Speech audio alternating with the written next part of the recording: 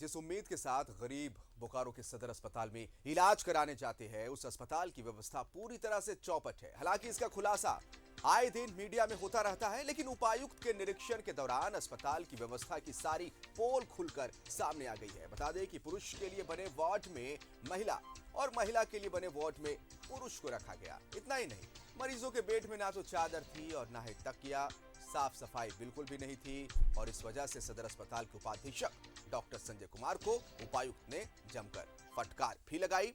साथ ही उन्हें 2 घंटे में पूरी व्यवस्था सुधारने का निर्देश दिया। इस दौरान डीडीसी, सीएस और चिकित्सा पदाधिकारी मौजूद रहे।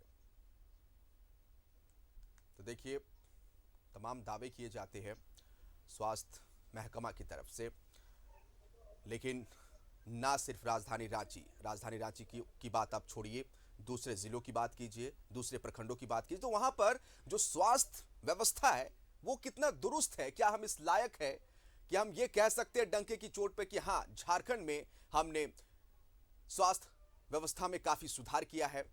और खास करके कोविड काल की आप बात करेंगे, इसमें भी तमाम दावे किए जाते हैं। तो क्या ये वाकई जमीनी स्तर पर यह दिखाई देता है? सुरेंद्र हमारे साथ लाइव जुड़े हुए हैं, उनका रुख करते हैं और उनसे तमाम जानकारी लेते हैं। सुरेंद्र, ये खबर बोकारो के सदर अस्पताल से निकल कर आई और देखिए उस अस्पताल की व्यवस्था किस तरह से पूरी तरह से चौपट है।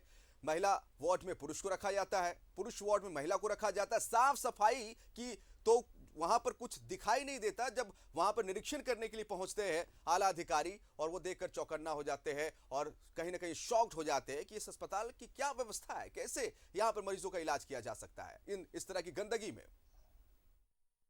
जी पंकज, बिल्कुल आपका कहना सही है। लगातार सदर अस्पताल में जिस तरह से कुव्यवस्था देखी जा रही है, चाहे वह जो दवाई एक्सपायरी हुई हो या अन्य व्यवस्था, चाहे वो बार बार जो मरीजों को रेफर करने की बात कही जा रही है। लेकिन जब आज उपायुक्त और डीडीसी और सिविल सर्जन के साथ अन्य पदाधिकारी यहाँ पर पहुंचे, तो यहाँ देखने वाला हाल था। महिला के साथ पुरुष और पुरुष वार्ड में महिला, दोनों जगह पर ये ऐसी व्यवस्थाएं थी जिसको देखकर जो बोकारो के उपायुक्त हैं, जो डीएस है यहाँ संजय कुमार, उन पर काफी भड़के। और यहाँ जिस तरह की व्यवस्थाएं थी, न तो मरीजों के लिए चादर था, न तो बेड था, न ओढ़ने के लिए कंबल की भी व्यवस्था थी। इन सभी चीजों को देखकर बोकारो के उपायुक्त काफी भड़के और उनका साफ तौर से कहना था कि 2 घंटे के अंदर पूरी व्यवस्था चेंज किया जाए। जब इस बाबत हम यहाँ पर सदर अस्पताल पहुंचे हैं, तो लोगों ने कहा कि उपायुक्त के आने के बाद यहाँ पर हम सभी को चादर और तकिया दिया गया है। अगर हम साफ सफाई की बात करें, तो जब हम प्रवेश कर रहे थे सदर अस्पताल में, तो वहां पर भी साफ सफाई की जा रही थी। लेकिन बार बार उपायुक्त कार्रवाई करते हैं, कार्रवाई की बात करते हैं, फटकार लगाते हैं, लेकिन किसी के ऊपर कार्रवाई नहीं की जाती है। हम पिछले बार भी जब हमने दिखाया था कि जो संजीवनी संडास में संजीवनी, उस पर भी उपायुक्त ने कार्रवाई की बात कही थी। कई लोगों को जो यहाँ के सीएस है, उन पर कार्रवाई करने की बात कही गई थी, लेकिन अभी तक किसी पर भी कार्रवाई नहीं की गई। जो डॉक्टर संजय कुमार जो डीएस है, हाल ही में भी उनके द्वारा अपने अस्पताल में रेफर करने का भी मामला सामने आया था, लेकिन कहीं से भी कार्रवाई नहीं होती है। इससे जो यहाँ पर लोग आते हैं, जो मरीज आते हैं, जो आसपास के लोग हैं, उनका भी यही कहना है कि सिर्फ कार्रवाई की बात की जाती है, कार्रवाई नहीं की जाती।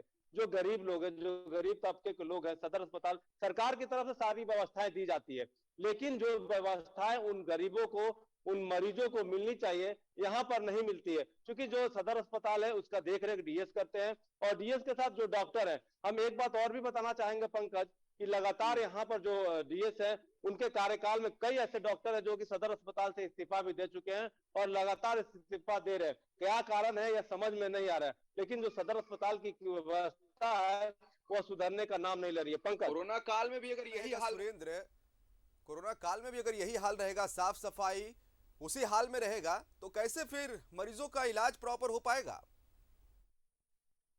पंकज, आपका कहना सही है कि जो कोरोना काल में लगातार यह कहा जाता है कि साफ सफाई से रहें और सोशल डिस्टेंसिंग और अन्य चीजों को लेकर चले, लेकिन जिस तरह से आज सदर अस्पताल में यह पहला बार नहीं हुआ होगा कि इस तरह की अनदेखी की गई हो।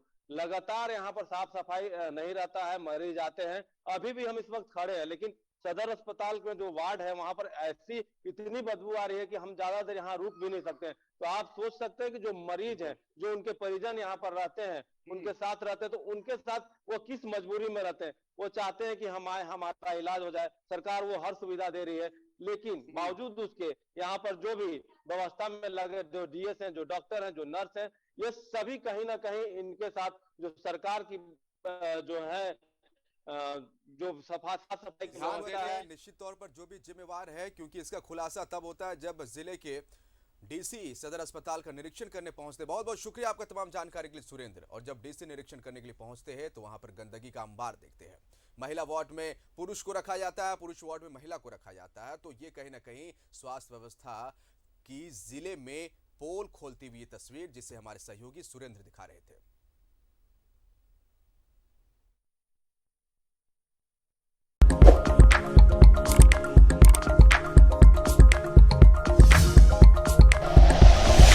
Like and share videos, subscribe करें हमारा चैनल और प्रेस करें बेल आइकॉन। न्यूज़ 11 भारत, सच है तो दिखेगा।